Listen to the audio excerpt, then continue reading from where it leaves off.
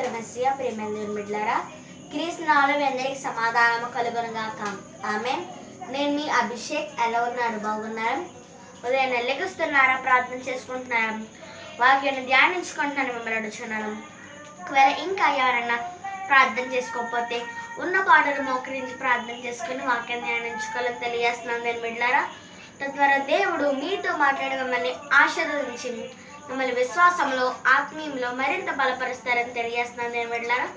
ప్రతి దినము దేవుని వాగ్దానముని ఆత్మీయ చక్కటి కార్యక్రమంలో వాగ్దానం చదువుకుందాం. నేను చదువుతున్నాను. యెహోవా కొరకు ఎదురు చూచువారు నూతన బలము పొందుదురు.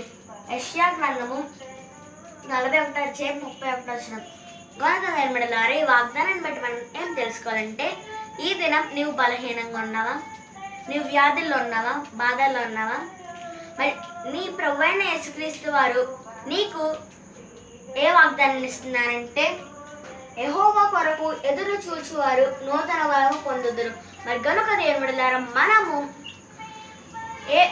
ఏ పరిస్థితిలో ఉన్నా, మనం బలహీనంగా ఉన్న, వ్యాధుల్లో ఉన్న, బాధల్లో ఉన్నా కూడా మన ప్రభువైన యేసుక్రీస్తు వారిని మనం మర్చిపోకుండా ఆయన కొరకు ఎదురు చూచువారిగా ఉంటే మనం నూతన బలం పొందుతామని తెలియజేస్తున్నాం దేవుని బిడ్డలారా. కనుక విశ్వాసం కలిగిన ధైర్యం తెచ్చుకోండి, వాగ్దానం ఎత్తిపెట్టి ప్రార్థన చేసుకోండి.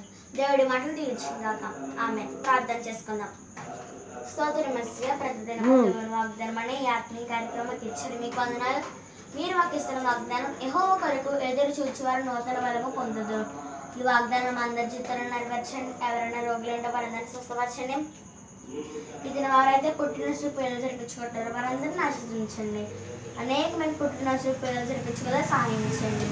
ఎంతో సేవకులు సంఘంలో ఉన్న వారందరినీ ఖచ్చితంగా అభివృద్ధిపరచండి. మణిపూర్ గురించి ప్రార్థిస్తున్న వారందరినీ సమాధానపరచండి. ఇస్రాయేల్ దేశం కోసం ప్రార్థిస్తున్నాం, వారందరూ కూడా సమాధానపరచండి. యేసునామములో తండ్రి, ఆమేన్. గనుక దేవుని బిడ్డలారా, ఈ వాగ్దానం మీరు పొందుకున్నారు కనుక లైక్ చేయండి, షేర్ చేయండి, సబ్స్క్రైబ్ చేసుకోండి, మంచి మంచి కామెంట్స్ పెట్టండి. దేవుడి మిమ్మల్ని దీవించుగాక. ఆమేన్.